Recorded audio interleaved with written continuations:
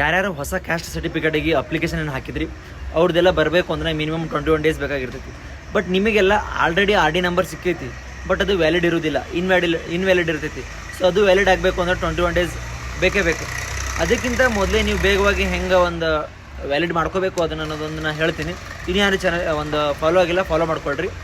ಹಂಗೆ ನಿಮ್ಮ ಫ್ರೆಂಡ್ಸಿಗೂ ಸಹ ಶೇರ್ ಮಾಡಿರಿ. ಯಾರ್ಯಾರು ನಿಮ್ಮ ಫ್ರೆಂಡ್ಸಿಂದ ಇದೇ ರೀತಿ ಪ್ರಾಬ್ಲಮ್ ಇತ್ತಂದ್ರೆ ನೀವಾಗ ಅಪ್ಲಿಕೇಶನ್ ಅರ್ಜಿಯನ್ನು ಹಾಕಿದ್ಮೇಲೆ ಅದೇನೋ ಇದು ತಾಲೂಕು ಆಫೀಸಿಗೆ ಸಬ್ಮಿಟ್ ಮಾಡ್ತಿರಲ್ಲ, ಸೊ ಸಬ್ಮಿಟ್ ಮಾಡಿದ್ಮೇಲೆ ಅಲ್ಲೇನೋ ಒಂದು ತಾಲೂಕು ಆಫೀಸರ್ ಇರ್ತಾರಲ್ಲ ಅವ್ರ ಕಡೆ ಸಿಗ್ನೇಚರ್ ಮಾಡಿಸ್ರಿ.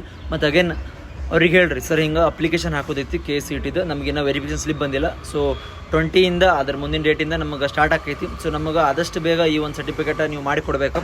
ಅಲ್ಲಷ್ಟಲ್ಲದೆ ನೀವೇ ಖುದ್ದಾಗಿ ಆ ಒಂದು ಡಾಕ್ಯುಮೆಂಟನ್ನು ತೊಗೊಂಡು ತಹಸೀಲ್ದಾರ್ ಆಫೀಸ್ ಅವ್ರ ಕಡೆ ವಿಸಿಟ್ ಮಾಡಿರಿ. ವಿಸಿಟ್ ಮಾಡಿ ಅಲ್ಲಿನೂ ಸಹ ಮೀಟಾಗಿ ಸರ್ ಹಿಂಗೆ ಆಗೈತಿ ನಮ್ಮ ಸಿಚುವೇಶನ್, ಸೊ ಆದಷ್ಟು ಬೇಗ ಈ ಒಂದು ಅಪ್ಲಿಕೇಶನನ್ನು ಮುಂದೆ ಅಂದ್ರೆ ಅಗ್ರಿ ಮಾಡಿ ಇದನ್ನು ಮುಂದೆ ವ್ಯಾಲಿಡ್ ಮಾಡಿರಿ. ಯಾಕಂದ್ರೆ ನಮ್ದು ಎಲ್ಲ ಈ ರೀತಿ ಐತೆ ಅಂತ ಹೇಳ್ಕೆ ಸಿಚುವೇಶನ್ ಏನಾಯ್ತು ನಿಮ್ದು ಪ್ರೆಸೆಂಟಾಗಿರೋದು ಎಲ್ಲ ಹೇಳ್ರಿ. ಅವರು ವಿದ್ಯಾರ್ಥಿಗಳಿಗೋಸ್ಕರ ಮಾಡಿ ಕೊಡ್ತಾರೆ, ಯಾರೂ ಇಲ್ಲ ನಂಗೆ ಅಂತ ಹೇಳೋದಿಲ್ಲ.